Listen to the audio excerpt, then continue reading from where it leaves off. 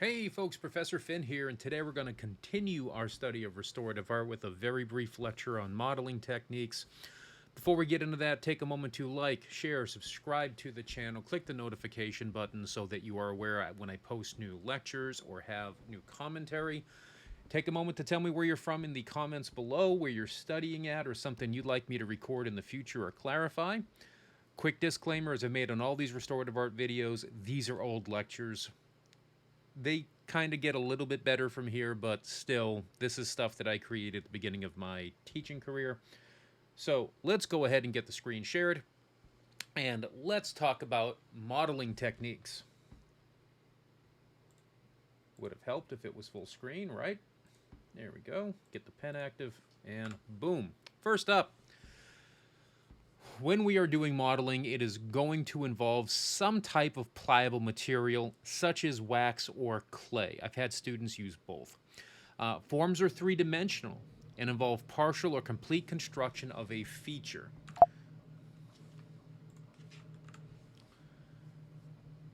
Size and form must be accurate, as well as the location for a realistic restoration. In other words, you can have a perfectly good nose, but if you place it too high or too low on the face, it's going to throw everything off.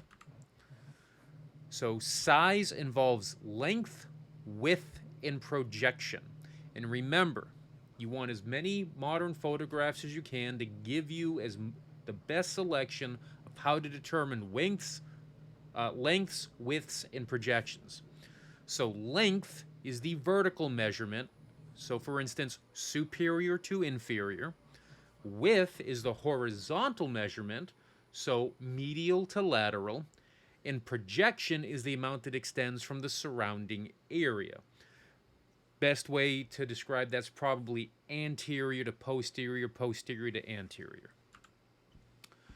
When beginning to model a feature, always measure the desired width and length and then mark them on the modeling medium or the work surface.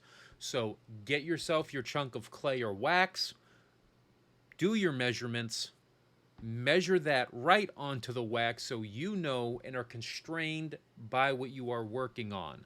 Size can easily become distorted as you become engrossed in your task, and reproduction may be perfect, but if the size is wrong, the feature is incorrect. If you make a perfectly acceptable nose and the nose is just simply too big, it is unusable. So measurements. It is imperative the correct measurements be obtained. It is equally imperative that once correct measurements are derived, that they are maintained. And measure frequently to ensure compliance. If you do DIY stuff around the house, you don't measure it once and then go to work. You measure it 3, 4, 5 times, and then you go to work to make sure that you have measured it right. Projection is typically the hardest feature to reproduce. Okay, projection, how far something projects over its environment, is typically the hardest feature to reproduce. There might be different explanations for that, but the simplest one that I can come up with is because we don't normally take 3/4 views when we are taking photographs. So trying to determine the proper projection is kind of the problem. Shape of the profile is noted by observing carefully, and careful attention to profile will provide important information. Prior to recreating the profile, note the widths. The appropriate thickness of wax can be selected for the restoration once you've gone ahead and made all your measurements. So in this case, this is the composer Philip Glass. And the reason why I selected him is because one of my students way back in the day opted to model him for a restorative art class. Accurate measurements of the most prominent points of measurement and depressions should be made, and the measurements are then transferred to the modeling medium. Review the recreation from different angles throughout the restoration. Working from one view will easily result in distortion of a feature or the entire restoration. Working only in close proximity will also result in distortion. You'll kind of get tunnel vision. So remember, when you are applying cosmetics, you want to think of the light source that you are getting from in the room. When you are modeling, you want to consider the light sources where the photograph was taken so that you can accurately portray what it is that you are seeing in those photographs. Early on, do not be concerned with smoothing all the surfaces. First, concentrate on accurate dimensions. Get the size right. Once the size is right, you can perfect it. Smoothing early on wastes time and stamina, okay? It's not just a question of time. As you get more tired, you'll become more frustrated. As you become more exhausted, you are more prone to mistakes. Smoothing is easily accomplished with brush and proper solvent when you've done the bulk of the work and things are accurate. Surface detail and contour make a feature more realistic. The greatest fault to all of our restorations is flatness. Pores, wrinkles, furrows will reduce the flat appearance. The more you can add, the more realistic it will be. So with wrinkles and furrows, use a blunt-edged instrument or ligature, cover the area with plastic wrap, press into the plastic wrap, and then carefully peel the plastic away. You can then soften the feature with wax and soften the feature with a brush and the proper solvent. If you need to recreate pores, this is easily done with one of the various techniques presented here.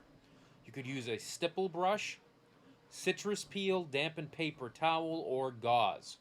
Now, everyone has their favorite way of doing this. I've used every single one of these, and I've used them multiple times in the classes that I taught. And the one that I prefer of all of these is citrus peel. And what I would do is just press the orange peel right into the skin and then overlap it. And I swear that that made the most consistently feeling skin texture. So when doing modeling, take breaks. This keeps you sharp and makes for a more accurate restoration. There is a step-by-step on how to redo or how to perform the restorations in the textbooks. There are various textbooks out there. There's also a wonderful video by Gary Sokol that shows you step-by-step how to do wax reproductions. It's been around for a while. I used it when I was in school. And the big thing here is practice, practice, practice. The more you practice, the better and quicker that you will inherently get. There are some people that are naturally gifted. There are many others who are not, including myself. And the way we got better at this was simply by practicing making features, making ears, making eyes, making lips. After time, you become pretty efficient at it. So as I said, folks, this one is pretty simple, short and sweet. Take a moment once again, if you haven't already, like, share, subscribe, click the notification button, drop something in the comments below, let me know how I'm doing, and we will see you next video.